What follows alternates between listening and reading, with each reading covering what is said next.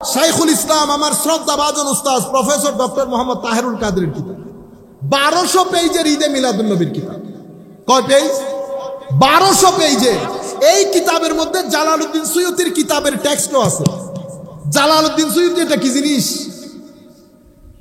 এটা যুগের মধ্যে আমার নবীর উম্মতের মধ্যে যদি আপনি 1300, 1400, 1500 বছরের মধ্যে 50-100 জন আলেমকে একসাথে করেন, Jalaluddin Suyuti will be one of them. Such an astounding, stupendous, amazing and such a renowned scholar of the Ummah Muslimah. আপনি such an scholar, আপনি তাকে আন্ডারস্টিমেট করবেন। আচ্ছা, উনি বা মিশরের মানুষ, আপনি চিনতেছেন না। শাহ আব্দুল হক মুহাদ্দিস দেহলভী, কুল কায়নাতের মুহাদ্দিসদের ইমাম। আপনি আগে তার লগে ফাইট করেন। কার সাথে ফাইট করেন? তার সাথে। বুঝে আসে নাই ওনা? শাহ ওয়ালিউল্লাহ মুহাদ্দিস দেহলভী এশিয়া মহাদেশের মধ্যে গত 1500 বছরে যতজন আলেম উঠেছে তার মধ্যে যদি 10 জনকে বেছে নেন, Shah Waliullah will be one of them. শাইখুল ইসলাম বলা হতো, এত বড় আলেম। উনি বলছেন হেরেম শরীফের ঈদে মিলাদুন নবীর মজলিসে আমি নিজে উপস্থিত ছিলাম। এই কিছুদিন আগে অনেক বড় জায়গা থেকে আমাদেরই একজন বড় আলেম, বড় জায়গা থেকে উনি বলছেন ঈদে মিলাদুন নবীর মাহফিল, মিলাদুন নবীর মাহফিলের বক্তব্য দেখেন হুজুরের কি বলে। নবীর যে প্রথম 40 বছর সেটা আমাদের জন্য অনুকরণীয় নয়। আমি অ্যাপ্রিসিয়েট করি অন্তত কিছু কথা বলছেন যে হ্যাঁ, নবীর প্রথম 40 বছরে অনেক ঘটনা ঘটেছে, বড় বড় অনেক ঘটনা ঘটেছে। এগুলো সব ঠিক ছিল, কিন্তু আমাদের জন্য অনুকরণীয়। দেখছেন, সব ঠিক, ভালো ঘটনা ঘটছে, কিন্তু আমাদের জন্য অনুকরণীয়। নবী কি প্রথম যুগে মিথ্যা বলছিল? আমার নবীর কোন ঘটনা যেটা অনুকরণীয় না? এটা কি উম্মতের মুখের ভাষা? কোন ছেলেকে বলতে শুনেছেন, আমি আব্বা আপনাকে ক্লিয়ারলি বলতেছি, আমার জন্মের আগে আপনার যে বিহেভিয়ার সেটা অনুকরণ করার কথা আপনি আমাকে বলিয়েন না।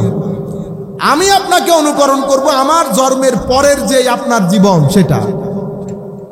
চিন্তা করে দেখেন তো, এগুলা কোনো কথা? এগুলা কোন উম্মত বলে? আপনারা যারা যেই আকীদা, আপনারাই মনে করেন, আপনারাই আমাকে বুঝান কোন নবীর ব্যাপারে কথা বললেন। সিনা ধরে যাওয়ার কথা। আমার নবী আমার আল্লাহর বান্দা, কোনো সন্দেহ নাই, কিন্তু আমার নবী আল্লাহর বন্ধু, এতেও কোনো সন্দেহ নাই। যদি বন্ধু না হতেন, এটা আপনারা সবসময় শুনেছেন, সমস্ত নবীদের নাম আমার আল্লাহ নেন নাই। আমার নবীর নাম একবার নিলে ইয়া মোহাম্মদ বললে গুনাহ হইতো। আল্লাহ তো মালিকুল মুলক, কেন নিলেন না কোরআনে পাকের মধ্যে? আমি প্রশ্ন ছেড়ে দিয়েছি, আপনারা নিজেদেরকে গিয়ে বাসায় জিজ্ঞেস করবেন। এটা আমার নবীর বন্ধুত্বের দাম দিয়েছেন আমার আল্লাহ। এটাকে বলে শানে মাহবুবিয়তে মুস্তাফা সাল্লাল্লাহু আলাইহি ওয়াসাল্লাম। আপনি দেখেন আজান কেন দেন বলেন তো? নামাজের জন্য। নামাজ কার জন্য পড়া হয়? আল্লাহর জন্য। তো নামাজ আল্লাহর জন্য, আজান নামাজের জন্য। এখানে নবী আছে? নাই। কিন্তু আজানের মধ্যে নবী আছে কেন? আপনি নিজেকে জিজ্ঞেস করেন নাই কোনোদিন যে আজান নামাজের জন্য, নামাজ আল্লাহর জন্য, এর ওই জায়গার মধ্যে আশহাদু আন্না মুহাম্মাদার রাসূলুল্লাহ। আচ্ছা, এতটুকুন বুঝছি। নামাজ কার? আপনি বলছেন আল্লাহর। তো নামাজের মধ্যে সুবহানাকা আল্লাহর, আলহামদু আল্লাহর, আসসালামু আলাইকা আইয়ুহান নবী কার? তো ইয়া রাসূলুল্লাহ, আপনি আল্লাহকে জিজ্ঞেস করেন। এখন আপনি যে এই পরিমাণ তাওহীদ বুঝে ফেলেছেন, নামাজের মধ্যে আসসালামু আলাইকা আইয়ুহান নবী আসলো, এতটুকুন আসলে তো যথেষ্ট ছিল। আবার আল্লাহুম্মা সাল্লি আলা মুহাম্মদ, আবার ওয়া আলা আলি মুহাম্মদ। আপনি কি আল্লাহকেও শিয়া বলবেন? আপনারা আমার নবীর মাহবুবিয়ত, আমার নবী আল্লাহর কোন পর্যায়ের বন্ধু সেটা বোঝার চেষ্টা করেন। নামাজ আল্লাহর, সেই নামাজের মধ্যে আমার নবীর উপর দরুদ পড়তে বলা হচ্ছে। নবীর উপর দরুদ পড়তে বলা হয়েছে। নামাজের মধ্যেও আমার আল্লাহ আমার নবীকে ছাড়েন নাই। শুধু নবীকে না, আমার আল্লাহ হেদায়েতের যারা ব্র্যান্ড অ্যাম্বাসেডর, নবী, আলে বাইত, সাহাবী এবং ওলি, আল্লাহ সবাইকে সালাম দিয়েছেন নামাজের ভিতরে। আপনি ওলির কথা বলে লাফ দিয়ে উঠেন, আপনি আল্লাহকে জিজ্ঞেস করেন না, আল্লাহ নামাজ তো আপনার। ওয়ালা যিকরুল্লাহি আকবার, আকিমিস সালাহ লিযিকরি, আমার জিকিরের জন্য নামাজ। কিন্তু সেই নামাজের মধ্যে আসসালামু আলাইনা ওয়া আলা ইবাদিল্লাহিস সালেহিন, কারা সালেহিন? নবিয়্যিন, সিদ্দিকিন, শুহাদা, সালেহিন। আপনারা বুঝতে পেরেছেন? নামাজের মধ্যেও আল্লাহ আমার নবীকে রেখেছেন। কখনো আপনারা পড়ার সময় মাথায় আসে না জিনিসগুলা? আচ্ছা, কোরআনে পাকের মধ্যে আল্লাহ বলছেন, সৃষ্টির মধ্যে হেন কোন সৃষ্টি নাই যেই সৃষ্টি তার ভাষায় আল্লাহর ইবাদত করে না। সৃষ্টির মধ্যে হেন কোন সৃষ্টি নাই। ওয়ামা মিন দাব্বাহ, অথবা আল্লাহ রাব্বুল আলামিন বলেছেন যে সৃষ্টির মধ্যে পাখি বলেন, গাছপালা, নদী, প্রত্যেক কিছু, ওয়ালাকিন লা তাফকাহুনা তাসবিহাহুম, কিন্তু তোমরা তাদের তাসবিহ, তাদের সালাত তোমরা বুঝতে পারো না। আচ্ছা, এটা তো বুঝলাম যে আল্লাহ আল্লাহ হিসেবে, সৃষ্টি হিসেবে সবাই আল্লাহকে চেনে এবং আল্লাহর ইবাদত করে, এটা তো বুঝলাম। আসেন নবীর ব্যাপারে, নবীকে চিনে কিনা? আমার নবী এখনো নবুয়তের প্রকাশ করে নাই। কি করে নাই? নবুয়তের প্রকাশ করে নাই। প্রথম 40 বছর যখন আমার আল্লাহ আমার নবীর ব্র্যান্ড তৈরি করছিলেন। কি তৈরি করছে? আর বেকুব বলে কি 40 বছর পরে নবী হয়েছে। আরে না না না, এটা বলি না। দলিল যুক্তির দরকার হয় না, সব কথা যুক্তি দিয়ে বুঝতে হয় না। আমার নবী প্রথম 40 বছরে আল্লাহ ব্র্যান্ড তৈরি করেছেন, ব্র্যান্ড। কারণ ব্র্যান্ড যদি তৈরি না হয় তাহলে প্রোডাক্ট সেল করতে পারবেন। জিনিসগুলা যদিও সুন্দর হচ্ছে না, নবীর শানের সাথে যাচ্ছে না, আমি জাস্ট বোঝানোর জন্য বলছি, নকলে কুফর না বাস। আমার নবী সাল্লাল্লাহু আলাইহি ওয়াসাল্লাম যেই রাস্তা দিয়ে যেতেন, আমার নবী বলছে গাছ পাথর সবাই আমাকে সালাম দিত। আমি সেই পাথরকে এখনো চিনি, যেই পাথর আমার নবুয়তের প্রকাশের আগে আমাকে সালাম দিত, সেই পাথর এখনো আমি চিনি। তাইলে পাথর আল্লাহর ইবাদত করে, নবীকে সালামও দেয়। আপনারা বুঝতে পেরেছেন? নবুয়ত প্রকাশ হলো, আমার নবী উহুদের পাহাড়ে উঠলেন। পাহাড় জড় পদার্থ না জীব পদার্থ? বলেন। জড় পদার্থ, নির্জীব, জীবন নাই। কিন্তু আমার নবী বলছে এটা উহুদের পাহাড়, এ আমাদেরকে ভালোবাসে, আমরা উহুদকে ভালোবাসি। ভালো কে বাসে? যার মধ্যে ফিলিংস আছে। ভালো কে বাসে? যেই বুঝতে পারে কাকে ভালোবাসতে হবে, যার মধ্যে বিবেক বুদ্ধি সবকিছু কাজ করে। পাহাড়ের কি বিবেক আছে? বিবেক নাই। কিন্তু পাহাড়কে এই মারেফত আমার আল্লাহ দান করেছেন যে এটা নবী, এটাকে চিনতে হবে, এটাকে চিনতে হবে। আচ্ছা, শুধু উহুদ যে ভালোবাসে সেটা না। আমি আবার আপনাদেরকে ইতিহাসের বই থেকে কাহিনী বলছি না, এগুলো বুখারী মুসলিম শরীফের রওয়ায়াত। আমার নবী আবু বকর সিদ্দিক, উসমানে গনি, ফারুক আজমকে নিয়ে উহুদের পাহাড়ে উঠেছেন। উহুদের পাহাড় দুলতে শুরু করেছে। আমার নবী পা দিয়ে আঘাত করলেন উহুদকে, উসকুন, উহুদ শান্ত হয়ে যাও, তোমার উপর নবী, সিদ্দিক এবং 2 জন শহীদ আছে। উহুদ শান্তি হয়ে গেল। তাইলে উহুদ আমার নবীর কথা বুঝে নাই? বুঝছে। আমার নবীকে চিনেছে। তাইলে আমার আল্লাহ বলছেন সমগ্র সৃষ্টি আমার ইবাদত করে। এখানে দেখছি সমগ্র সৃষ্টি আমার নবীকে চিনে এবং সালাম দেয়। এটাকে কি বলে? এটাকে বলে শানে মাহবুবিয়তে মুস্তাফা সাল্লাল্লাহু আলাইহি ওয়াসাল্লাম। এই জিনিসটা নতুন যুবকের অন্তর থেকে ছিনিয়ে নিয়ে ঈমান হারা করা হচ্ছে লক্ষ কোটি যুবককে। আপনারা বুঝতে পেরেছেন? নতুন একটা ডং তৈরি হয়েছে না? আসেন ডিবেট করি ঈদে মিলাদুন্নবী, ঈদে মিলাদুন্নবী ডিবেট করি, ঈদে মিলাদুন্নবী হচ্ছে না? নতুন ডং 1100 বছর ধরে ঈদে মিলাদুন্নবী পালন করছে। দেওবন্দের আলেমরা পালন করে নাই?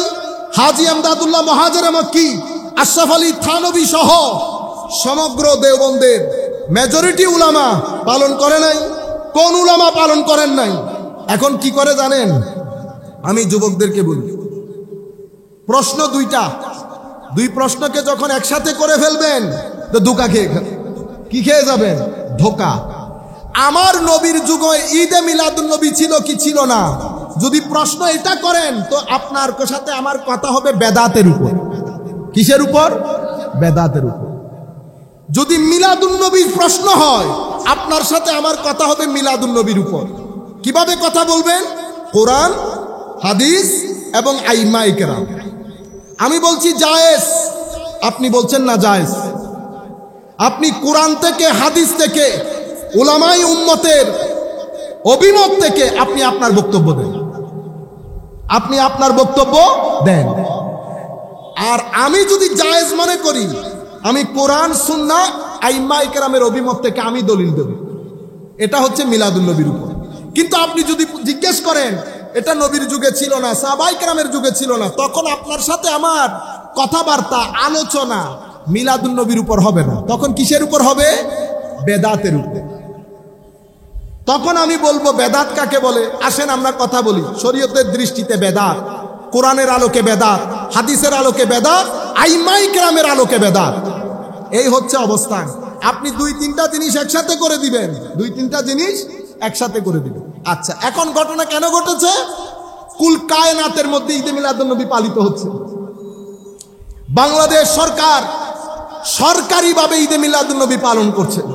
আপনারা জানেন আমরা এই বছরও বাইতুল মুকাররমের মধ্যে সরকারিভাবে যে ঈদে মিলাদুন নবী পালিত হয়, সেখানে আল্লাহ আমাদেরকে সুযোগ দিয়েছেন, আমরা আমাদের কথা তুলে ধরেছি। আমরা বিনয়ের সাথে বলবো, আমরা তো বাইতুল মুকাররম থেকে কথা তুলে ধরেছি, সেন্টার থেকে, ঠিক না? এখন আপনার মাথা খারাপ হয়ে গেছে কেন? এলাকার মধ্যে কিছু মানুষ শেষরা থাকে। কি থাকে? শেষরা। শেষরারা চাই সম্মানী মানুষের সম্মান হানি করতে। শেষরার তো আগে পিছে নাই। সে যতটুকু নিচে নামতে পারবে ততটুকু নিচে কি আপনি নামতে পারবেন? পারবেন না।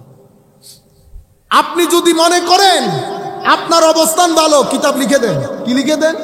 কিতাব লেখেন, আপনি বই লিখেন, আর্টিকেল লেখেন। আইম্মায়ে কেরামের আলোকে যুগের কোন ইমাম ঈদে মিলাদুন নবীকে জায়েজ বলে না, এটার উপর কিতাব লিখেন। এটা শাইখুল ইসলাম, আমার শ্রদ্ধাভাজন উস্তাদ প্রফেসর ডক্টর মোহাম্মদ তাহেরুল কাদেরের কিতাব। 1200 পেজের ঈদে মিলাদুন নবীর কিতাব। কয় পেজ? 1200 পেজে। এই কিতাবের মধ্যে জালালউদ্দিন সুয়ুতির কিতাবের টেক্সটও আছে। জালালউদ্দিন সুয়ুতি এটা কি জিনিস? এটা যুগের মধ্যে আমার নবীর উম্মতের মধ্যে যদি আপনি 1300, 1400, 1500 বছরের মধ্যে 50-100 জন আলেমকে একসাথে করেন, Jalaluddin Suyuti will be one of them. Such an astounding, stupendous, amazing and such a renowned scholar of the Ummah Muslimah. আপনি such an scholar, আপনি তাকে আন্ডারএস্টিমেট করবেন। আচ্ছা, উনি বা মিশরের মানুষ, আপনি চিনতেছেন না। শাহ আব্দুল হক মুহাদ্দিস দেহলভী, কুল কায়নাতের মুহাদ্দিসদের ইমাম। আপনি আগে তার লগে ফাইট করেন। কার সাথে ফাইট করেন? তার সাথে। বুঝে আসে নাই? ওনার শাহ ওয়ালিউল্লাহ মুহাদ্দিস দেহলভী এশিয়া মহাদেশের মধ্যে গত 1500 বছরে যতজন আলেম উঠেছে, তোর মধ্যে যদি 10 জনকে বেছে নেন, Shah Waliullah will be one of them. শাইখুল ইসলাম বলা হতো, এত বড় আলেম। উনি বলছেন হেরেম শরীফের ঈদে মিলাদুন নবীর মজলিসে আমি নিজে উপস্থিত ছিলাম। আমি দেখলাম একটা নূর পুরা মাহফিলকে ঘিরে ফেলেছে। যাই হোক, ওদিকে আমি যাচ্ছি না, কারণ আমরা সেট করেছি ইনশাআল্লাহ এর পরবর্তীতে ধারাবাহিকভাবে। এই জন্য আমি চাইছিলাম আজকে, আমি ছেলেদেরকে বলেছিও আজকে গুরুত্বপূর্ণ রেকর্ডিং হবে ধারাবাহিকভাবে ঈদে মিলাদুন নবী এবং বেদাতের উপর। আপনাদেরকে আমি বিনয়ের সাথে অনুরোধ করব, আপনারা পেজের এই কথাগুলো শেয়ার করে পুরা বাংলাদেশ বাংলা ভাষাভাষী মানুষকে শেয়ার করবেন, যাতে সবাই জানতে পারে। আমরা চাচ্ছি কথাগুলো একাডেমিক হোক। কি হোক? শেষরামি করা সম্ভব না, শেষরামি করা সম্ভব না, শেষরার সাথে কথা বলাও সম্ভব না। কারণ কি? কারণ আমার উস্তাদ আমাকে একটা কথা শিখিয়ে দিয়েছে, কখনো উর্দুর মধ্যে বলে ছেচুরাপান, को इन जैसा लोगों के साथ कभी गुफ्तगू ना करना। हुजूर क्यों? कहते इन जैसा लोगों के साथ अगर गुफ्तगू करना पड़े तो बेटा पहला सोच ले कि पहली तुझे गुफ्तगू करने से पहले उसकी जो अंदरीन जगह है ना वहां तक उतरना पड़ेगा पहला। मानी ओ जे लेवले तो क्यों आगे সেই লেভেলে নামতে হবে, যেই জবানে ও কথা বলবে তোকেও সেই জবানে কথা বলতে হবে। তুই আগে চিন্তা করে নে ওইটা তুই এফোর্ড করতে পারবি কিনা। আমাদের পক্ষে সম্ভব না, আমার পক্ষে সম্ভব না। আপনি যদি আমাকে বলেন ডিবেট করেন, আমি করব না। আমি শুধু এতটুকুন বলবো, আমার বক্তব্য রদ করে দেন। আমার বক্তব্য তো দুনিয়াতে চলে গেছে না, আপনি সেটাকে রদ করে দেন। আপনি বলেন যে এটা না, হাদিসে রাসূলের ব্যাখ্যা ইমাম কেরাম এটা করে নাই, শাহ ওয়ালিউল্লাহ এটা বলে নাই, শাহ আব্দুল হক এটা বলে নাই, হাজী আমদাদুল্লাহ বলে নাই, আশরাফ আলী তানবী বলে নাই, শাহ আবু শামা বলে নাই, ইবনে হাজার আসকালানি বলে নাই, ইমাম সাহাবী বলে নাই, জালালউদ্দিন সুয়ুতি বলে নাই। আপনি বলে দেন। আমরা আজকের পর থেকে ইনশাআল্লাহ কোরআনের আলোকে, হাদিসের আলোকে, আইমায়ে কেরামের আলোকে, অতঃপর বেদাত, কোরআনের আলোকে, হাদিসের আলোকে, আইমায়ে কেরামের আলোকে দোয়া করবেন আল্লাহ রাব্বুল আলামিন যেন আমাদেরকে ভরপুর তৌফিক দান করেন। আমি আপনাদেরকে বলছি এবং সবাইকে বলছি, আপনি আগে সিদ্ধান্ত নেন কথা কিসের উপর হবে। মিলাদুন নবীর উপর আপনি বক্তব্য দেন, আপনি লিখেন, আপনি ধারাবাহিকভাবে কোরআনের আলোকে, হাদিসের আলোকে, আইমায়ে কেরামের অভিমতের আলোকে বলেন। কিন্তু আপনি যদি বলেন নবীর যুগে ছিল না, তাহলে এটা বেদাতের দিকে চলে যাবে। তখন আপনি বেদাত নিয়ে কথা বলেন। আমি হুজুরদেরকে, আলেমদেরকে বলবো, বিশেষ করে যারা শুনবেন, এটা আপনাদের অবস্থান ক্লিয়ার করে, আপনার অবস্থান ক্লিয়ার করে, জায়গা ক্লিয়ার করে দেন। আমি আপনার সাথে কথা বলবো এই উসুলের ভিত্তিতে, এই মূলনীতির ভিত্তিতে। যাই হোক, আমার নবী উহুদ পাহাড়ের মধ্যে মারেফত আছে কি নাই? চিনছে তো আমার নবীকে? আচ্ছা, খেজুর গাছের শুষ্ক ডাল আছে না ভাই? শুষ্ক ডাল যেটার উপর হেলান দিয়ে আমার নবী তাকরীর করতেন জুমাত, এটাকে সরিয়ে কোণার মধ্যে দেওয়া হয়েছে। এটা কাঁদে নাই? এটা কাঁদছে তো কিসের মতো? বাচ্চার মতো, বাচ্চা উটের মতো কাঁদছে, অন্য রিওয়ায়াতের মধ্যে বাচ্চার মতো। আমার নবী কুলে তুলে শান্ত করেছে যেভাবে মা তার শিশুকে শান্ত করে। আপনি কোন নবীর শানে কথা বলতেছেন? এটা আমার নবীর শানে মাহবুবিয়ত। আপনি, আমার নবী আল্লাহর বান্দা, এটা সবাই জানে, এটা আমিও জানি, আপনিও জানেন, কুল কায়নাত জানে। কিন্তু আমার নবীর প্রতি আল্লাহর যে মাহবুবিয়ত, আমার নবী যে আল্লাহর হাবিব, সেই হাবিবকে আমার আল্লাহ গুরুত্ব কতটুকু দিয়েছেন একবার চিন্তা করবেন না? একবার দেখবেন না? আমার আল্লাহ বলছেন, আমি গোপন ছিলাম, আমি চেয়েছি, আমার খুব পছন্দ, মহব্বত হয়েছে, সৃষ্টি আমাকে চিনুক, আমাকে জানুক, আমাকে মহব্বত করুক। এটা মাথায় রেখে আমি ফাখালাক্তুল খালক, আমি সৃষ্টির শুরু করলাম। আল্লাহ সৃষ্টির শুরু কাকে দিয়ে করলেন? শুরুটা কাকে দিয়ে হলো?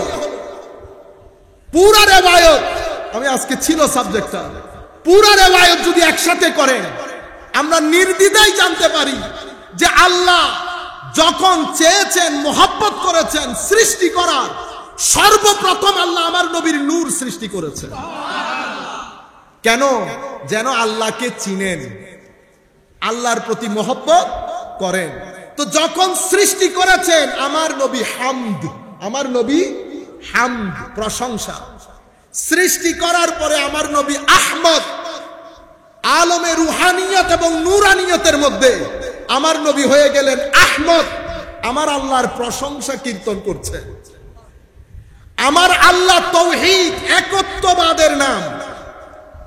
আমার আল্লাহ আমার নবীর মাধ্যমে, আমার নবীর ওসিলায় কায়নাত সৃষ্টি করলেন। নবীর ওই নূরের সমুদ্র থেকে পুরা কায়নাত ফুটে উঠল, পুরা কায়নাত ফুটে উঠল। এখন আমার নবী হামদ, আমার নবী প্রশংসা করলেন। কায়নাতের মধ্যে আমার নবীর নাম দেওয়া হলো মুহাম্মদ, আমার নবীর নাম দেওয়া হলো মুহাম্মদ। তাইলে বানিয়েছেন হামদ, প্রশংসা। আমার আল্লাহ চেয়েছেন নিজে যেন প্রশংসিত হন। আমার নবী সৃষ্টি হয়ে আলমে নূরানিয়ত এবং রুহানিয়তের মধ্যে আহমদ। দুনিয়ার মধ্যে যখন আলমে খালকের মধ্যে আমার নবী এসেছেন, সৃষ্টি হয়েছে পাহাড়, চন্দ্র, সূর্য, গ্রহ, নক্ষত্র। যেভাবে আমি আপনাকে বললাম, সবাই আল্লাহর প্রশংসা করে, সবাই আল্লাহর প্রশংসা করে। সমগ্র সৃষ্টির রহমত বানানো হয়েছে নবী মুহাম্মদ রাসূলুল্লাহকে। আপনারা খুব দ্রুত বলে ফেলেন না, আমার নবী বিশ্ব ব্রহ্মাণ্ডের রহমত, বলেন না? আমি আজকের পর থেকে 1 বছর সময় দিয়েছি এটার ব্যাখ্যা করেন। বিশ্ব ব্রহ্মাণ্ডের রহমত মানে কি? বলতে তো অনেক সহজ, আপনি এটা ব্যাখ্যা করে দেখেন তো। মানুষের জন্য রহমত বোঝা গেল। বিশ্ব ব্রহ্মাণ্ড যখন বলবেন ইউনিভার্স, ইউনিভার্সের মধ্যে পাহাড় আছে না? তো পাহাড়ের জন্য আমার নবীর রহমত কি সেটা আপনি এস্টাবলিশ করেন। বুঝতে পেরেছেন? এগুলা বললে তো সুন্নিরা বেশি করে। কি করে সুন্নিরা? সুন্নিরা বেশি করে না, সুন্নিরা আল্লাহর সুন্নত পালন করে। আল্লাহর সুন্নত কোনটা? আল্লাহর সুন্নত হচ্ছে নবীর শানকে কি করা? বুলন্দ করা। ওয়ারাফা'না লাকা যিকরাক। এখন যদি শুধু জিকিরের দিকে যান, জিকির মানে কি? ওই অনুবাদক অনুবাদ করে দেখো আপনার স্মরণকে। ও ভাই, কোরআন শরীফের মধ্যে জিকির শব্দ কি স্মরণের অর্থে ব্যবহৃত হয়েছে? ফাসআলু আহলা যিকর। আহলে জিকিরকে জিজ্ঞেস করে যদি না জানো।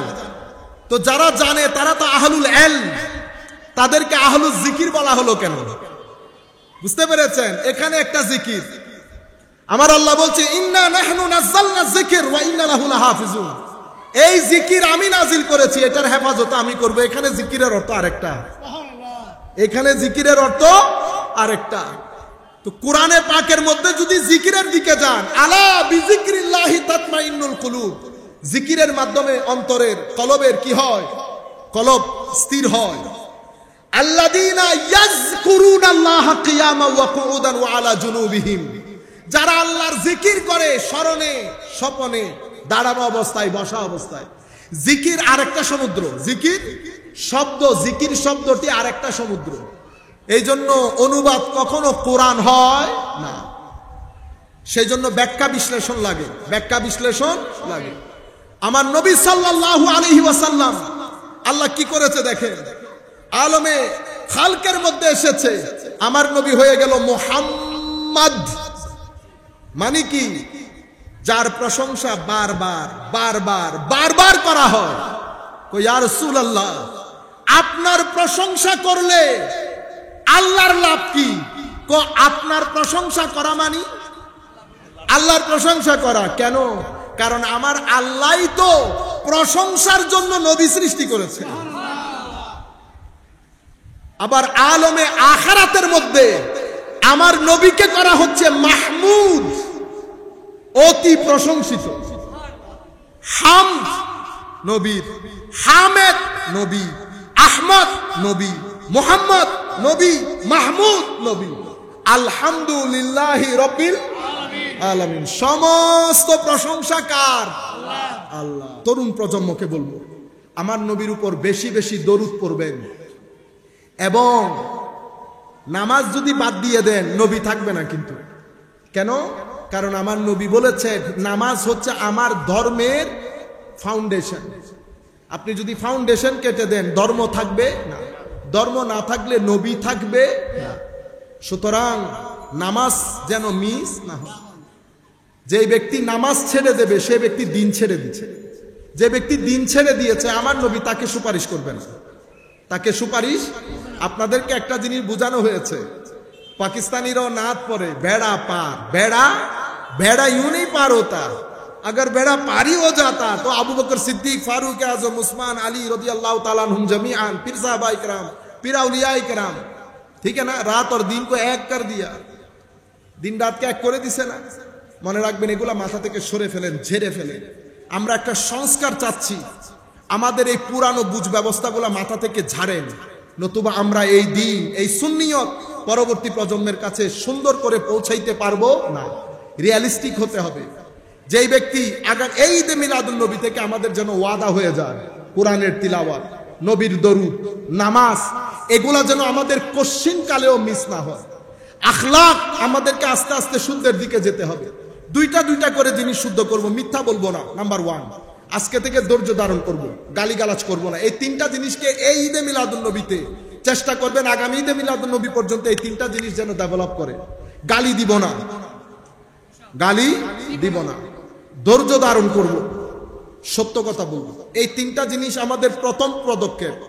এরপরে আমরা আস্তে আস্তে করে ডেভেলপ করব। যার চরিত্র আমার নবীর সাথে মিলবে, দুনিয়াতেও শান্তি, আখেরাতেও শান্তি।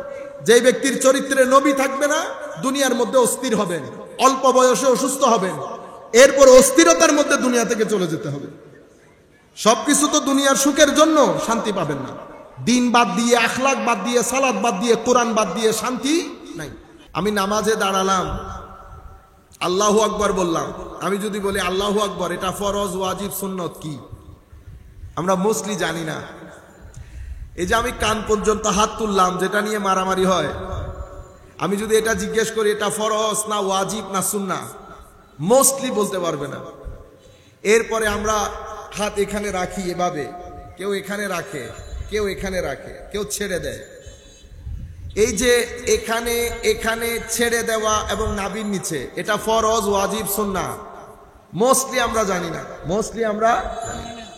এরপরে সুবহানাক আল্লাহুম্মা, এরপরে আউযুবিল্লাহ বিসমিল্লাহ, এরপরে ফাতিহা কেরাত। যদি জিজ্ঞেস করি সুবহানাক আল্লাহুম্মা পড়া ফরজ, ওয়াজিব না সুন্নাহ, মোস্টলি জানি না।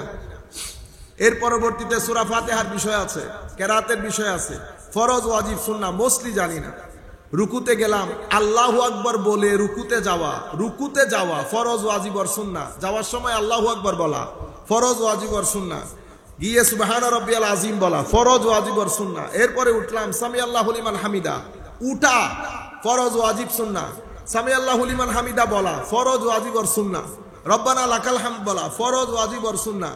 সিজদা ফরজ না ওয়াজিব আর সুন্নাহ, এটা হয়তো জানবেন, কিন্তু সিজদার মধ্যে সুবহানা রাব্বিয়াল আযীম বলা, আলা বলা ফরজ, ওয়াজিব না সুন্নাহ।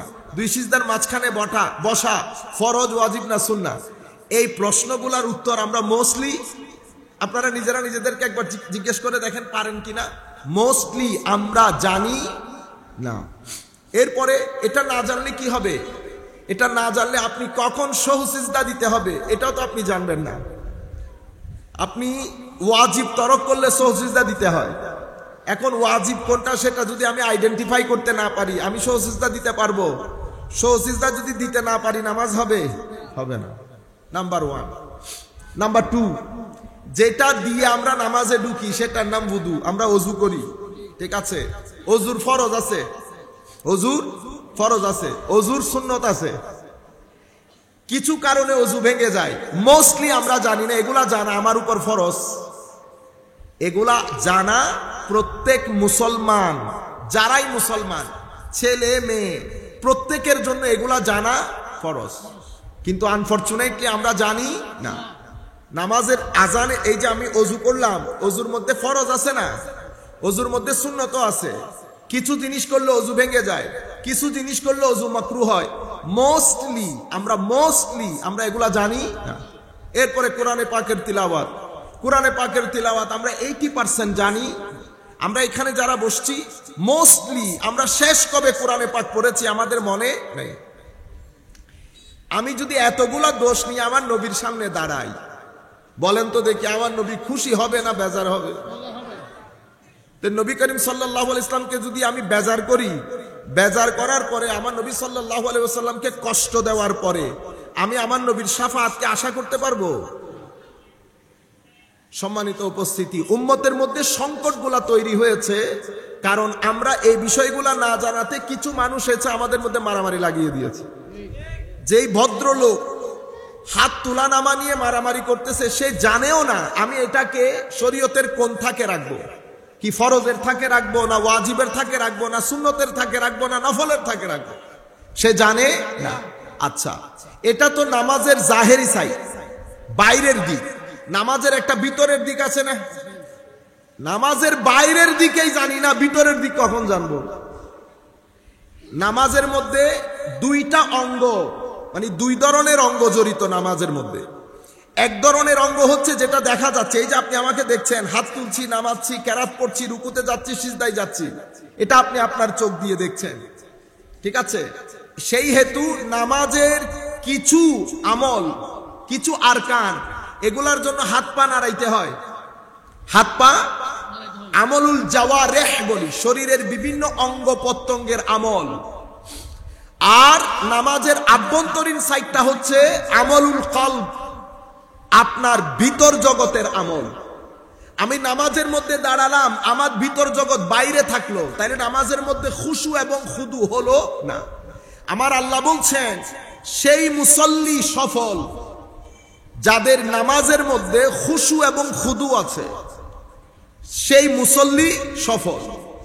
এখন প্রথমে তো খুশু খুদু, এরপরে আমল, বাইরের যে কাজগুলা। আমি বাইরের কাজই জানি না, ভিতরের কাজ কনসেন্ট্রেট করার সুযোগ নাই। নামাজের মধ্যে যদি খুশু না থাকে, নামাজটা দেওয়া কেন হয়েছে আমাকে, এটা আমাকে জানতে হবে না। নামাজ কেন দেওয়া হলো, মনে রাখেন, আপনি এই পৃথিবীর মধ্যে আল্লাহ রাব্বুল আলামিন এখানে যত ধরনের জীবজন্তু আল্লাহ বানিয়েছেন, মানুষের মধ্যে আল্লাহ যত ধরনের মানুষ বানিয়েছেন, কত ধরনের বানিয়েছেন, যত ধরনের মানুষ তোমার এই ধরতির জন্য প্রয়োজন তত ধরনের জিনিস বানিয়েছে, মানুষ বানিয়েছে। আমি আজকে না সুফার উপর, চোখ বন্ধ হওয়ার আগ পর্যন্ত কেউ উপরে কেউ নিচে। এখন আমাদের মধ্যে অভিযোগের কোনো শেষ নাই। মনে রাখবেন, আল্লাহ দুনিয়া পরিচালনার জন্য যত ধরনের মানুষ দরকার তত ধরনের মানুষ বানিয়েছে। যদি সবাই ডাক্তার হতো, বিল্ডিং বানাইতো কে? বিল্ডিং কেউ বানাইতে পারতো? যদি সবাই ডাক্তার হতো তাইলে নার্সের দরকার আছে না? আচ্ছা, বিল্ডিং আছে, নার্স আছে, ডাক্তারও আছে, আপনার বাথরুমের প্রয়োজন নাই? আচ্ছা, বাথরুমও করলেন। সুইপার আমাদের সমাজের সবচেয়ে নিকৃষ্টতম মানুষ না? বলেন না, আমাদের দৃষ্টিতে সুইপার আমাদের দৃষ্টিতে সবচেয়ে নিকৃষ্টতম না? কিন্তু পৃথিবীর জন্য সবচেয়ে উপকারী ব্যক্তির নাম সুইপার। সুইপার ভাই যদি 1 মাসের জন্য সুইপ করা বন্ধ করে দেয়, পৃথিবী আর বাসযোগ্য থাকবে না। সাউন্ডটা একটু বড় হবে। পৃথিবী আর বাসযোগ্য থাকবে না। আপনারা আমার কথা বুঝতে পারছেন? এই যে কাক বানিয়েছেন না আল্লাহ, কাক শকুন বানিয়েছেন। কাক আর শকুন, পৃথিবী আপনি যদি 15 দিনের জন্য বন্ধ করে দেন, পৃথিবীতে আপনি থাকতে পারবেন না। পৃথিবীতে আপনি থাকতে পারবেন না। পৃথিবী যে পরিমাণ গন্ধযুক্ত হবে, আপনি পৃথিবীতে থাকার পরিবেশ থাকবে না। আমি আপনাদের কনসেপ্টগুলোকে একটু ডেভেলপ করতে চাচ্ছি, একটু বিস্তৃত করতে চাচ্ছি, অ্যাকোমোডেটিং করতে চাচ্ছি, যেন আপনারা বুঝতে পারেন প্রত্যেকে যে যেখানে দাঁড়িয়ে আছি আমরা যেন মানুষকে অ্যাকোমোডেট করতে শিখি। এই পৃথিবী, এই ধরার মধ্যে, সমুদ্রের মধ্যে মাছ আছে, আমরা মাছ ভক্ষণ করি, খাই। মাছ কি নিজে নিজে আপনার মুখে চলে আসে? মাছ যারা ধরে তাদেরকে জেলে বলি না? আপনি কখনো চিন্তা করেছেন পৃথিবীতে এত কাজ থাকতে তারা রিস্ক নিয়ে ওই কাজ কেন করে? তাকে আপনি জিজ্ঞেস করে দেখেন, তাকে আপনি পিটাইলেও সে ওই কাজ ছেড়ে এখানে আসবে না। কেন? কারণ আল্লাহ তার মাইন্ডসেটের মধ্যে ওইটাই রেখেছে, মাইন্ডসেটের মধ্যে ওইটাই রেখেছে। এবং এই সেটগুলো আমার আল্লাহ করছেন, কিন্তু পুরো সেটিংটা আমার আল্লাহই করছেন। আপনি দেখেন কুলি যারা আছে, যে পরিমাণ কঠিন কাজ, শক্ত কাজ তারা করে, আপনি মাঝে মধ্যে চিন্তা করেন মানুষগুলো বেকুব নাকি? এই পৃথিবী, এই আধুনিক জমানার মধ্যে সে এত কষ্টের কাজ করার দরকার কি? আপনি তাকে বলেন, সে তার চাকরি ছাড়বে না। সে ওইটার সাথে আমরা বলি ইউজ টু। কি বলি? ইউজ টু মানে অভ্যস্ত। কেন অভ্যস্ত? কে করেছে অভ্যস্ত? তার এই মনস্তাত্ত্বিক জগৎকে সাজিয়েছে কে? আল্লাহ রব্বুল আলামিন। তো এখন রব্বুল আলামিন যদি রুবুবিয়তের হক আদায় করতে চায়, বেটা একটু হ্যালো শুনেন, একটু বাড়ানো যায় না? কষ্ট হচ্ছে অনেক বেশি। রব্বুল আলামিন তো রুবুবিয়তের হক আদায় করতে হবে না? এই রুবুবিয়তের হক আদায় করতে গিয়ে এখানে কেউ গাড়ির সামনে বসে, কেউ গাড়ি পেছনে বসে সব কিছু করেছে। পৃথিবীতে কোনো গ্যারেজের মিস্ত্রি বানান নাই আল্লাহ। কোথায় যাবেন? গ্যারেজের মিস্ত্রি আছে, হেল্পার বানান নাই আল্লাহ। কাজ করতে পারবেন? সব কিছু এই মাহফিলের মধ্যে চমৎকার সাজিয়েছেন, মাইকম্যান নাই, কি করবেন? সুতরাং হুজুরদেরও হুঁশ করা দরকার। হুজুররা মাঝে মধ্যে কি মারে? ডাক মারে। হ্যাঁ, এলে করি না আবার। তো আমি একটা জায়গায় ছিলাম, আমি ওর মাইকম্যানরে শিখাই দিছি, নেক্সট টাইম যদি তোমার চিল্লানি দেয় তুমি শিখাইবা যে হুজুর আপনি এসে করে দিয়ে যান, দেখি পারেন কিনা।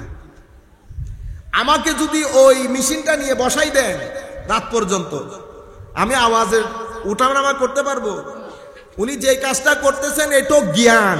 এটাও কি? একটা জ্ঞান।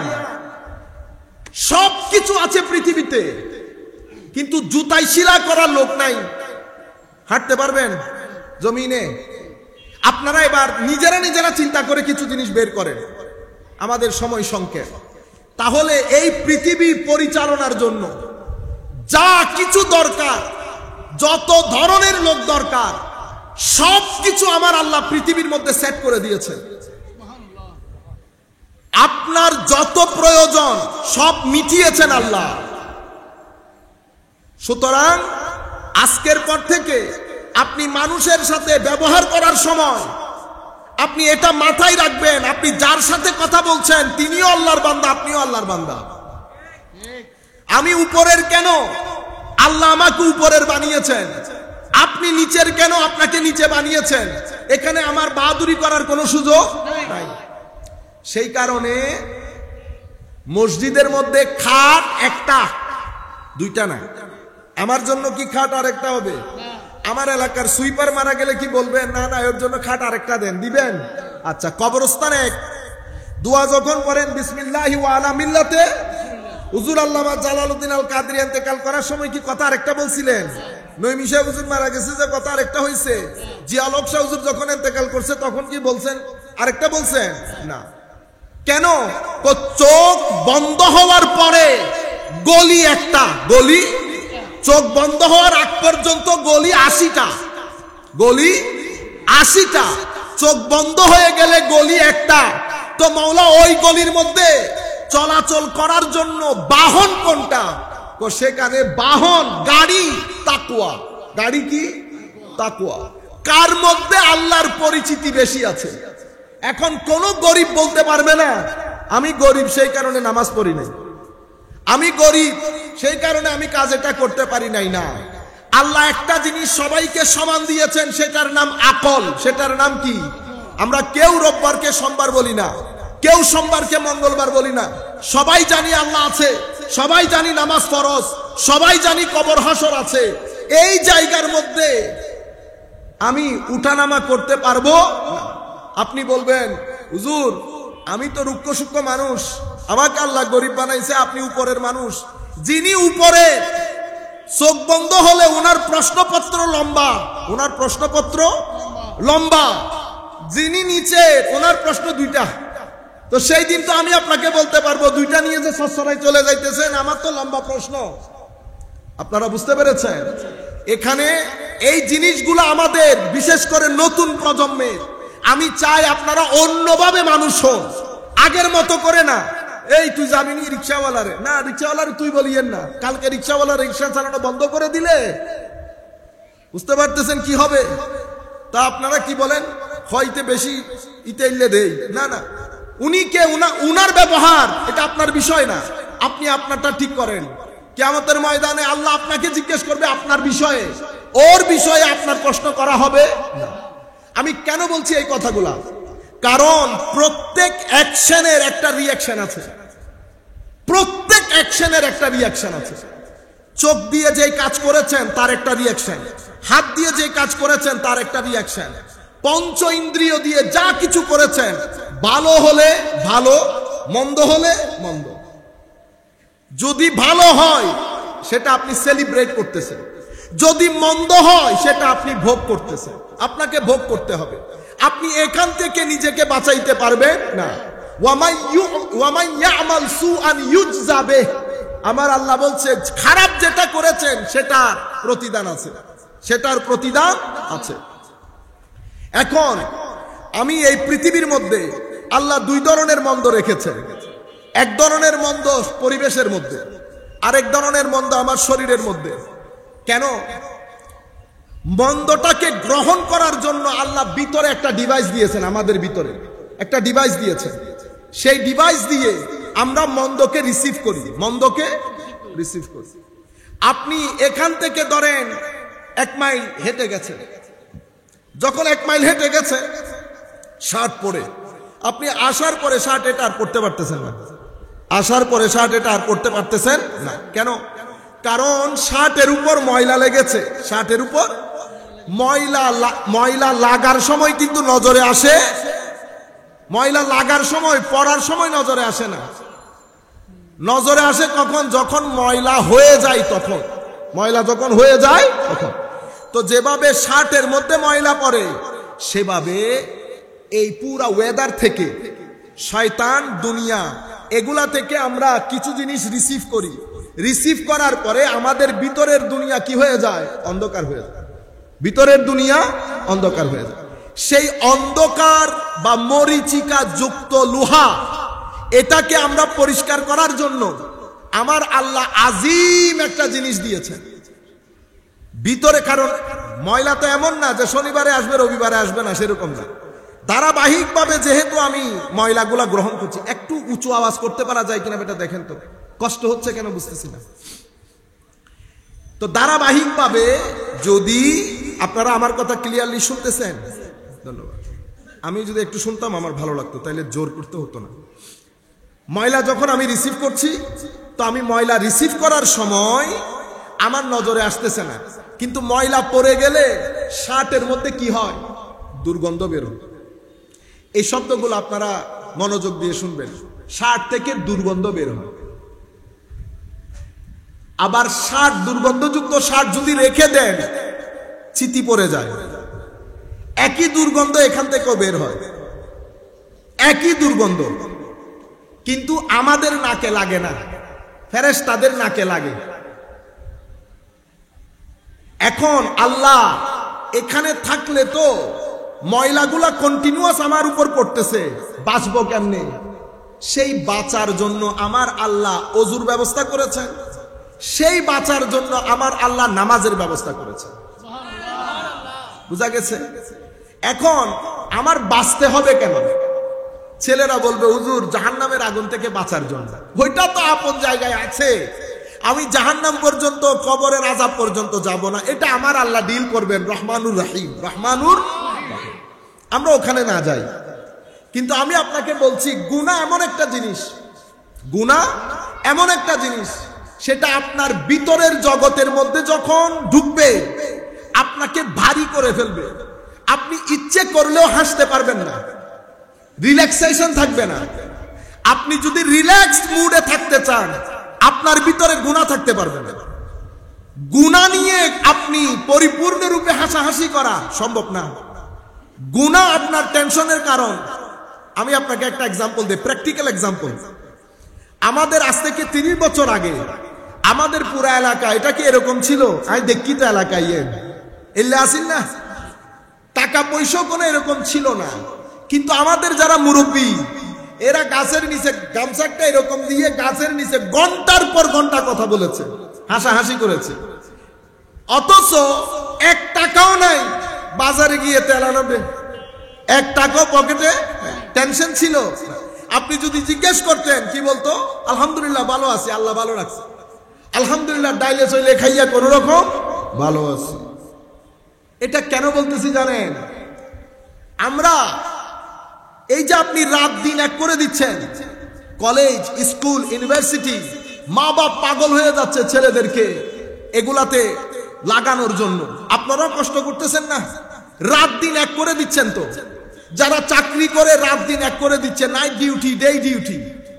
এটা আপনারা কেন করেন বা আমরা কেন করি?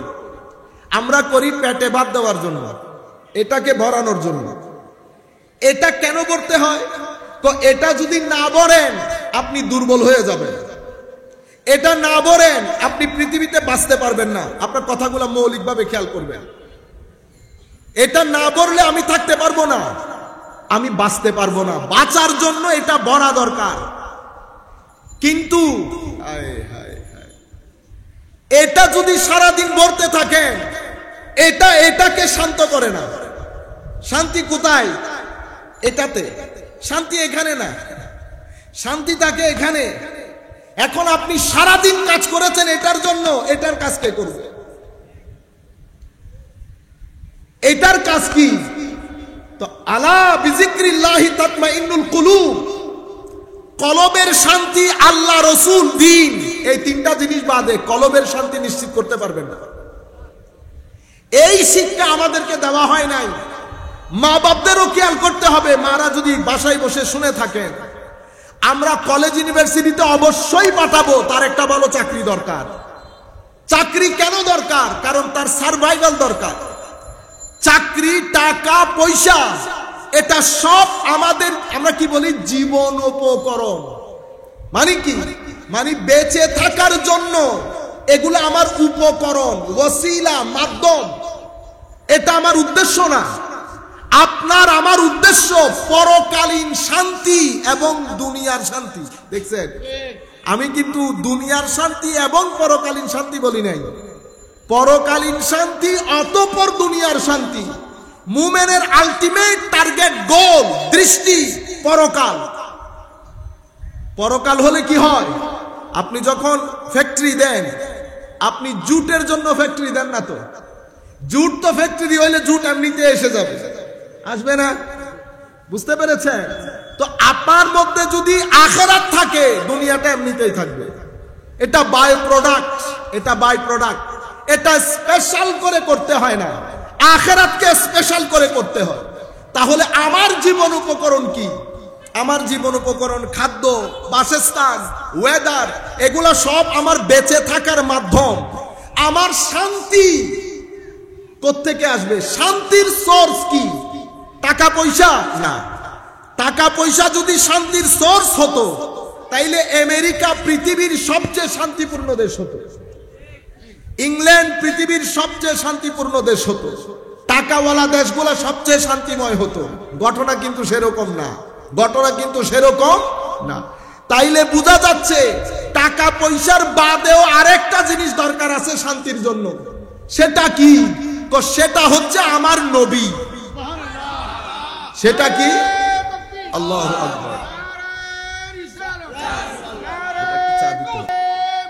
জিন্দাবাদ, জিন্দাবাদ, জিন্দাবাদ। তাহলে এটা আপনারা বলে না গাঁটটি বেঁধে নেওয়া, এটা আপনারা বুঝে নেন। আমি বিনয়ের সাথে অনেক করজোরে আপনাদেরকে বলছি, আমরা সবাই রং ট্র্যাকে চলে যাচ্ছি। প্রত্যেকের ঘরে অশান্তি। আমরা শান্তির অভিনয় করি কেন? কারণ পা চাদরের বাইরে টেনে দিয়েছি। জিন্দেগি থেকে প্রিন্সিপাল খতম হয়ে গেছে। বিয়ে করেছেন, প্রিন্সিপাল লাগবে। প্রিন্সিপাল কি? আপনার ঘরের হেডমাস্টার। আপনি হেডমাস্টার হিসেবে হেডমাস্টারের একটা মুড থাকে, আপনি মুড নষ্ট করে দিয়েছেন। কেন? যেই ব্যক্তির মধ্যে দিনদারি থাকে না, সেই ব্যক্তির মধ্যে খুদদারি থাকে না। যেই ব্যক্তির মধ্যে দিনদারি থাকে না, সেই ব্যক্তির মধ্যে পার্সোনালিটি থাকে না। সেই কারণে গড়ে আমাদের, আপনি আল্লাহর ওবিডিয়েন্ট না, রসুলের ওবিডিয়েন্ট না। আপনি কখনো আপনার সন্তান থেকে কামনা করবেন না যে তারা আপনার ওবিডিয়েন্ট হবে। যেই ব্যক্তির মধ্যে রসুলের আনুগত্য নাই, সেই ব্যক্তি দুনিয়াতে কারো আনুগত্য পাবে না। এই পর্যন্ত বাংলাদেশে সবচেয়ে কম বেতনের চাকরি করে কারা বলেন তো? মসজিদের ইমাম। বাংলাদেশের মধ্যে সবচেয়ে সম্মানিত কারা বলেন তো? ইমাম এবং মুয়াজ্জিন। এটা আজীব শান। আপনারা কথাই কথাই বলেন মৌলভী, মোল্লা, বিয়ে পর্যন্ত দিতে চান না, ঠিক না?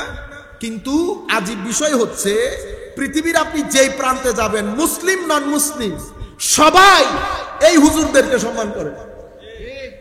আপনি এডেনও খালি আর আমেরিকার হোটেলত বই চা খাইলো, মালিকে ভূষণ হলো এডেনও। এটা তো ঘটনা ঘটে, ভূষণ আলাদা আছে, কিন্তু পৃথিবীর এই পর্যন্ত এরকম হয় নাই। মাঝে মধ্যে ইক্কা দুক্কা। আমি আপনাদেরকে বলতে চাচ্ছি, এই যে সম্মান, এটা কোত্থেকে আসে? এটা আপনার ভিতরে আল্লাহ এটা পয়দা করে দিয়েছে। মসজিদের ইমাম যখন রাস্তা দিয়ে হাঁটে হিন্দুরা সালাম দেয়, দেয় না? আমাদের মসজিদের ইমাম ছিলেন, আমরা নিজের চোখে দেখেছি, পানি পড়া নিতে মুসলমানরা যতজন আসতো তার চেয়ে বেশি হিন্দুরা আসতো। কেন? কারণ যেই মানুষের উপরে আল্লাহর দয়া থাকে, সৃষ্টি সেই মানুষকে সম্মান করবে, সৃষ্টি সেই মানুষকে সম্মান করবে। এখন আসেন আমরা পুরা জিনিসটাকে সামারাইজ করি। আমরা এখানে ওয়াজ করতে আসি নাই, ওয়াজ আমাদের কাজ না। ওয়াজ করবে বড় বড় আল্লাহওয়ালা আলেমরা। ওয়াজ মানে কি জানেন? নসিহত করা। নসিহত কারা করবে? যারা রাতের সিজদা দেয় তারা। আমরা দিনের সিজদা দেই না, আমরা আবার নসিহত করব। মাঝে মধ্যে হাসি পাই, আমরা নিজেরাই বলি এখন ওয়াজ করিবেন, ওয়াজ করিবেন এটা বলিয়েন না, বক্তব্য দিবেন বলবেন। কি করবেন? বক্তব্য। ওয়াজ করবে বড় বড় বুজুর্গানে দিন, বড় বড় সিনিয়র উলামায়ে কেরাম। মুফতি ওসির রহমান ওয়াজ করলে ওয়াজ হবে। এখন আপনি যদি বলেন ইবে ওয়াজ করি বইব না, ইবের রাত দিন ঠিক আছে না? ঠিক নাই। সুতরাং এই কথাগুলোর ক্ষেত্রে আপনারা সচেতনতা অবলম্বন করবেন। আমি একটা সংস্কার চাচ্ছি, যেন এই সংস্কারটা হয়। যত্রতত্র মুফতি শব্দ ব্যবহার করবেন না, অনেক হয়ে গেছে, too much, enough is enough. মুফতি অনেক ভারী শব্দ, হুজুর বসে আছে জিজ্ঞেস করেন। আমরা যত্রতত্র মুফতি শব্দ ইউজ করে মুফতির 12টা বাজিয়ে দিয়েছি। মুফতির 12টা বাজিয়ে মুহাদ্দিস ভালো করে এক লাইন হাদিস পড়তে পারে না। যাকে আমি মুফতি বলেছি উনি ফিকহের কোন কিতাব একেবারে শুরু থেকে শেষ, ক্লাস 9 এর শরহুল বেকায়া, যেই ব্যক্তি শুরু থেকে শেষ পর্যন্ত পড়ে নাই, উসুলুস শাসি পড়ে নাই শুরু থেকে শেষ পর্যন্ত, এগুলা হচ্ছে একদম প্রাইমারি লেভেল, হায়ার সেকেন্ডারি লেভেলের কিতাব। সেই কিতাব পড়ে নাই, আপনি তার নাম দিয়ে দিয়েছেন প্রফেসর। কি নিয়ে দিয়েছেন? প্রফেসর। মানে ইংরেজিতে রেনেন মার্টিন বলতেছি না, রেনেন মার্টিন না, এই ছোটখাটো বাজারের মধ্যে গ্রামার বই পাওয়া যায়। হ্যাঁ, আপনারা এই ন্যারেশন নিয়ে পেরেশানিতে থাকেন না। ন্যারেশন টেন্সের ভিতরে ঢুকাই দিলে বের হইতে পারবে না। তারে যদি আপনি বলেন ইংরেজির প্রফেসর, হইল নি কথাটা? আপনারা বুঝতে পেরেছেন? টেন্স কিন্তু ওইরকম কঠিন জিনিস না, বহুত সহজ জিনিস। কোনোদিন যদি টেন্সের মাহফিল করেন তা আপনাদেরকে বলবো এটা একেবারে পানির মতো জিনিস। আমরা বুঝাইতে গন্ডগোল করে ফেলি, টেন্স, ন্যারেশন এগুলা যদি আপনি আগে নিয়ম পরে এক্সাম্পল দেন বুঝতে পারবেন না।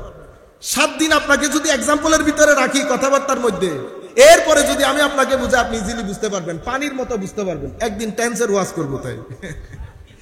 সালাতুনিয়া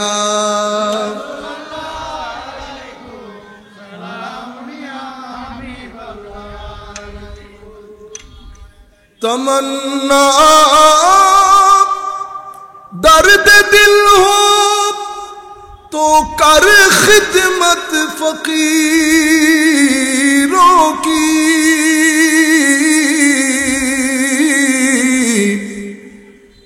नहीं मिलता ये गौहर बादशाहों की खजीनों में। सलातुनिया रसूल अल्लाह अलैकुम सलामुनिया হাবিব আল্লাহ আলাইকুম।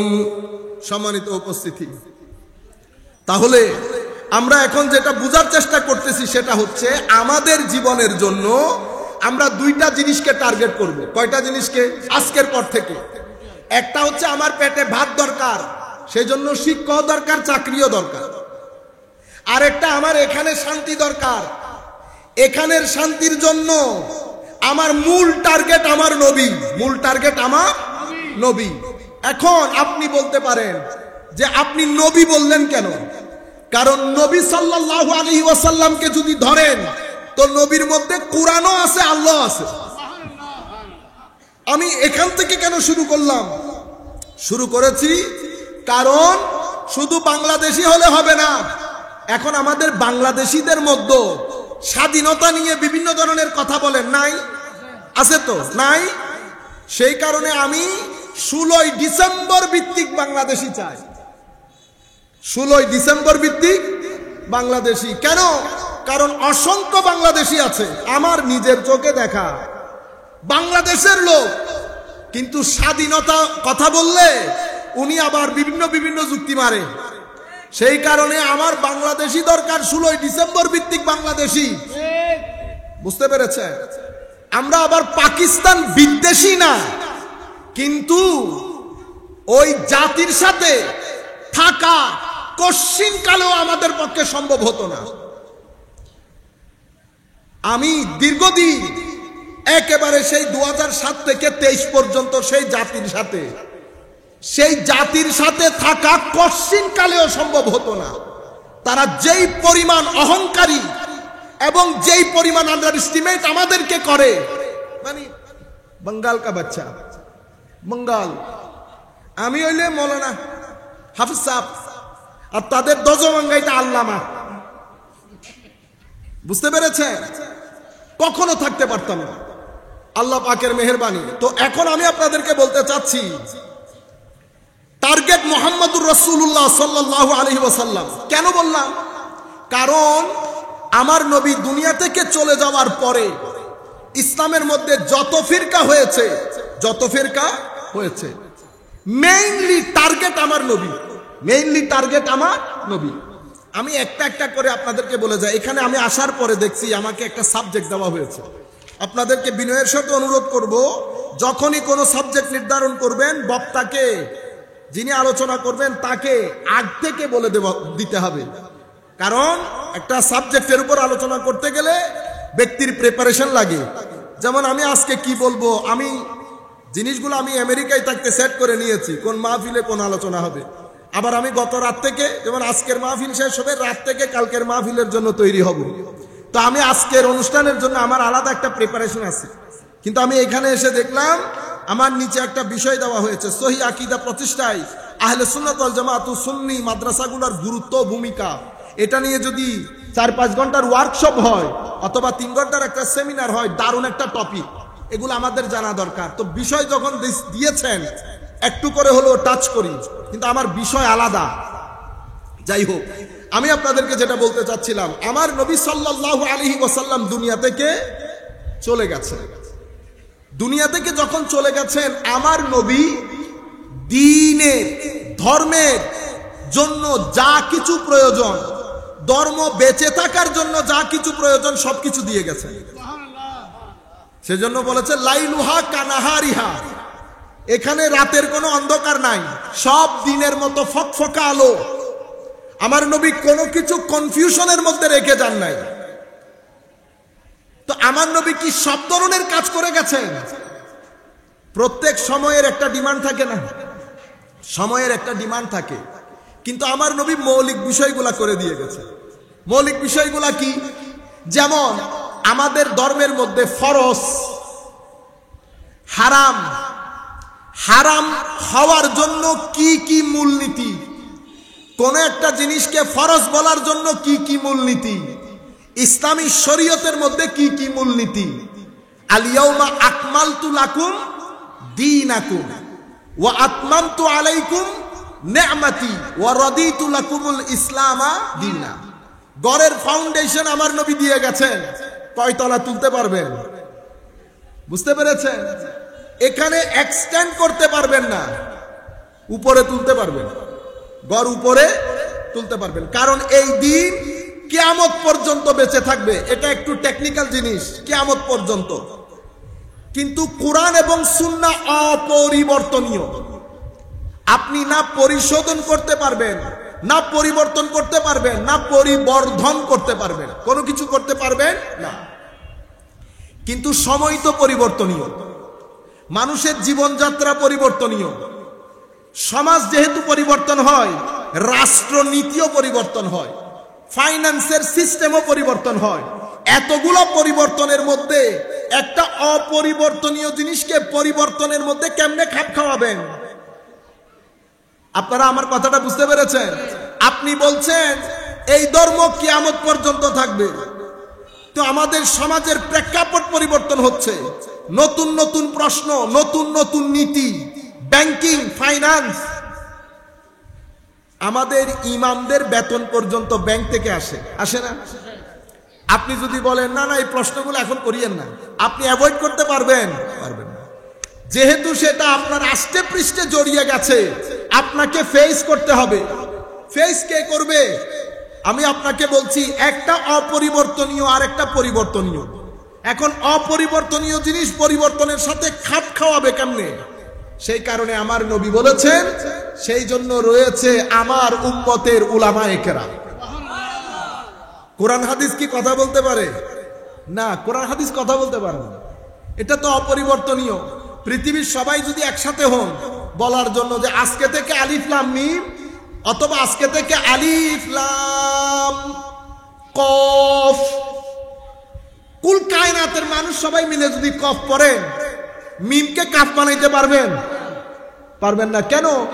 জবানে মুস্তাফা দিয়ে যেটা বের হয়েছে সেটা কুরআন, আর কুল কায়নাত মিলে যদি কথা আরেকটা বলেন সেটা হবে বেঈমান। আপনারা বুঝতে পেরেছেন? হবে না, এখানে অ্যাডিং হবে না, সুপারসিডিং হবে না, অপরিবর্তনীয়। এই জন্য কোরআন এবং সুন্নাহকে বলে টেক্সচুয়াল নলেজ অফ ইসলাম। কি বলে? টেক্সচুয়াল নলেজ, মানে টেক্সট। এটা আমাদের টেক্সট বুক, এটা আমাদের টেক্সট বুক। এখানে পরিবর্তন হবে না। এখন পরিবর্তনীয় সোসাইটির সাথে খাপ খাওয়াবেন কেমনে? তো এখানে ব্যাখ্যা আছে। কি আছে? ব্যাখ্যা। ব্যাখ্যা কখনো এটা হবে, কখনো এটা হবে, কখনো ওইটা হবে। এই কাজটা কে করবেন? আলেমরা করবে। কে করবে? আলেমরা। এখন এই যুবকদেরকে শিখাই দেওয়া হয়েছে যে আলেম কি? কোরআন সুন্নাহ থেকে বলো। আপনি যদি আলেম বাদ দেন তো আপনি তো কোরআন সুন্নাহর বিরোধী হয়ে গেলেন। কেন? কোরআন সুন্নাহ বলছে আতিউল্লাহ। যদি আপনি মুমিন হয়ে থাকেন, আনুগত্য আল্লাহর, আনুগত্য রসুলের, আনুগত্য রসুলের পরে আমার নবীর প্রতিনিধি আলেম এবং খলিফা। বুঝতে পেরেছেন? আল্লাহর আনুগত্য কিভাবে করবেন? আল্লাহর আনুগত্য রসুলের আনুগত্যের মধ্যে আল্লাহর আনুগত্য। রসুলের আনুগত্যের পরে আপনার আমার জিম্মাদারি যারা যুগের আইম্মায়ে কেরাম তাদের অনুকরণ অনুসরণ করা। যেমন আপনি ফতোয়া চেয়েছেন, তারা ফতোয়া দিয়েছে, জায়েজ বলেছে, আপনি জায়েজের উপর আমল করেছেন। অনুগত্য কার হয়েছে? তাদের হলো না। তার কথা মেনে নিয়েছেন তো? কেন মেনে নিলেন? কারণ তিনি আল্লাহ আল্লাহ রসুলের কথা দিয়ে কথা বলেছেন। আসলে আনুগত্য তার হয় নাই, হয়েছে আল্লাহ রসুলের, হয়েছে আল্লাহ রসুলের। ফাতোয়া বলেন না, ফাতোয়া। ফাতোয়া কি? ফাতোয়া হচ্ছে ওনার ব্যক্তিগত মত। কিসের ভিত্তিতে দিয়েছেন? কোরআন এবং সুন্নতের ভিত্তিতে। কোরআন এবং সুন্নতের ভিত্তিতে। আপনি যদি বলেন উনি কি জানেন, উনি কোনো কিছু জানেন না, তবে আপনার চেয়ে বেশি জানেন। উনি কোনো কিছুই করেন না, ওনার সিজদা বেশি, রুকু বেশি, কোরআনের তিলাওয়াত বেশি, রাতের ইবাদত বেশি। আর আমার নবী ওনাদেরকে নিজের ওয়ারিস বলেছেন। কি বলেছেন? আমার ওয়ারিস। নবী বলছে ওয়ারিস, আমার এলমের ওয়ারিস। দ্বীনের টেক কেয়ার করবে তারা। দ্বীনের টেক কেয়ার কারা করে? তো আমার এই কোরআন এবং সুন্নতের পেছনে আমার আলেমরা দাঁড়িয়ে আছে, আমার আলেমরা দাঁড়িয়ে আছে। এই আলেমদের মধ্যে এরা দাঁড়িয়ে থাকে কেন? তো কোরআন এবং সুন্নতের উপর যখন কোনো চ্যালেঞ্জ আসে, সেই চ্যালেঞ্জের মোকাবেলা কিয়ামত পর্যন্ত আমার উম্মতের আলেমরা করবে। আল্লাহু আকবার।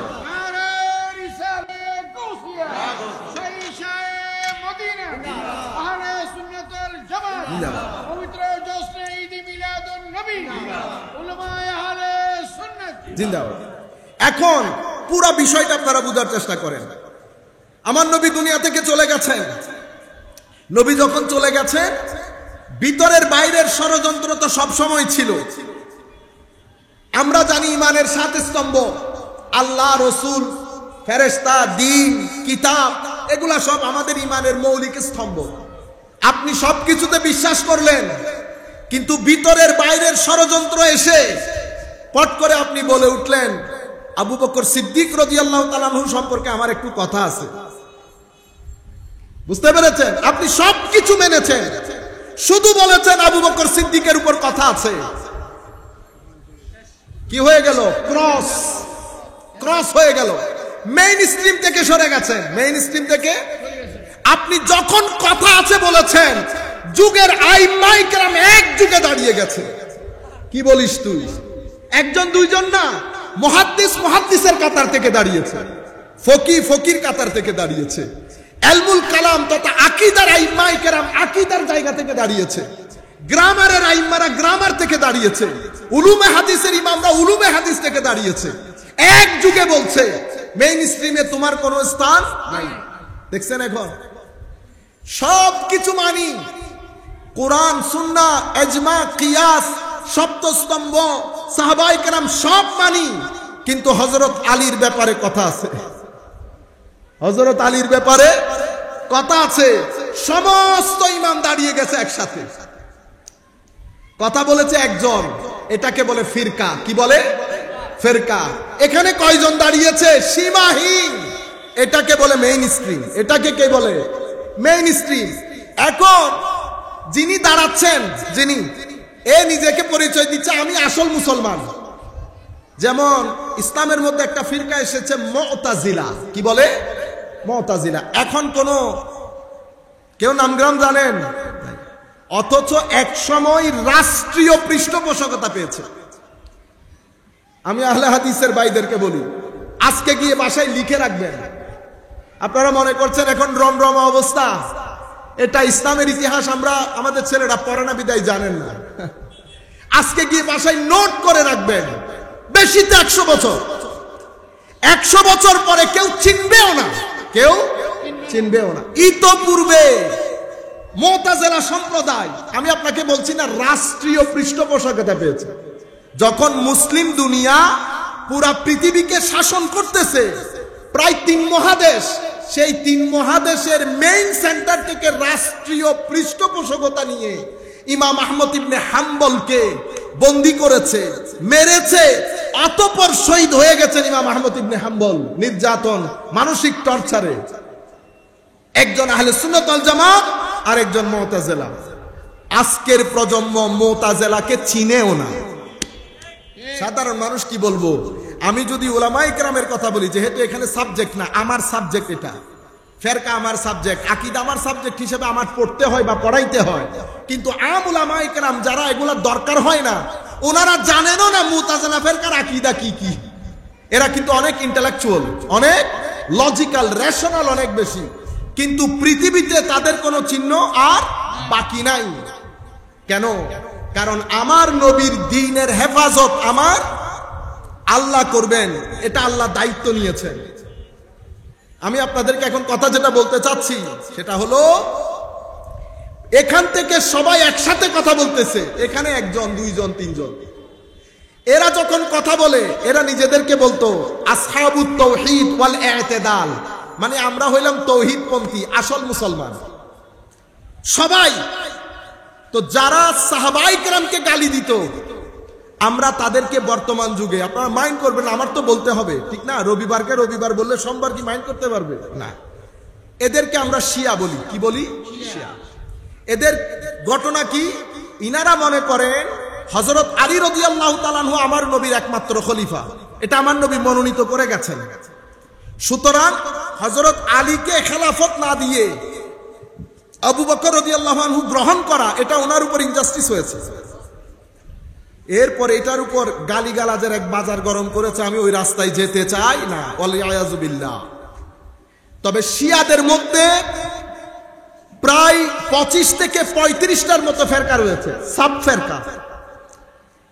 কিছু ফেরকা আছে শিয়াদের মধ্যে, এটাকে গুলাত বলে। কি বলে? গুলাত, সীমালঙ্ঘনকারী, যারা হযরত আলী রাদিয়াল্লাহু তাআলা আনহুকে প্রায়োরিটি দেয়, কারণ এদের মূল হচ্ছে ইহুদি জাতি।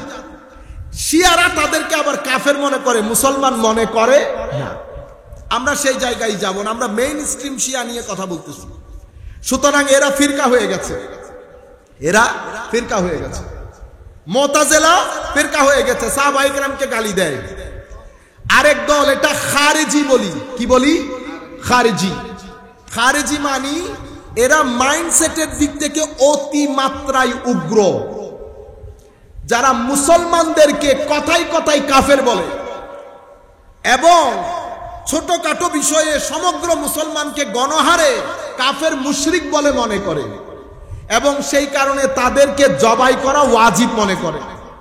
এই যে নুরুল ইসলাম ফারুকী রহমতুল্লাহ আলাইকে জবাই করা হয়েছে, এটা কোন নন মুসলিম করেছে? তৌহিদবাদী তো করেছে। আল্লাহ পাক জানে এটা কোন ধরনের তৌহিদ। বুঝতে পেরেছেন? তো এই ধরনের একটা ফেরকা আছে। এদেরকে কিভাবে চিনবেন? দুই ভাবে। এদের চেহারা অনেক বেশি কালো হয়। কি হয়? কালো। এক ধরনের ব্লু নাই, চেহারার মধ্যে ব্লু নাই। টুপি, চেহারা, দাড়ি উস্কো খুস্কো হয়ে থাকে। এটা আল্লাহর খাস দয়া আমাদের উপর। আমার Allah, face is the index of, বলেন না, হার্ট। আর একটা এক্সটেনশন করেন, আমিষকন মাইন্ড হইবেন না। Face is the index of heart, soul. আপনার হার্ট এন্ড সোলের মধ্যে যেটা লালন করেন, চেহারার মধ্য দিয়ে সেটা প্রস্ফুটিত হবে। আমাদের মুরব্বী এখানে যারা বসে আছেন, আশেপাশে যারা মুরব্বী আছে, এন্তেকালের পরে দেখবেন চেহারা আরো খুলে, চেহারা আরো। Face is the index of mind. গুনাহ থাকতে পারে, কিন্তু আপনি জিজ্ঞেস করেন তাওয়াক্কুলের ক্ষেত্রে, ঈমানের ক্ষেত্রে আমাদের চেয়ে 100 গুণ এগিয়ে, আমাদের চেয়ে 100 গুণ এগিয়ে। কিন্তু আপনার ভিতরে যদি মুসলমানের ব্যাপারে বিদ্বেষ থাকে, আপনার ভিতরে যদি আউলিয়া ইকরামের ব্যাপারে বিদ্বেষ থাকে, আমার নবীর ব্যাপারে সংকোচন থাকে,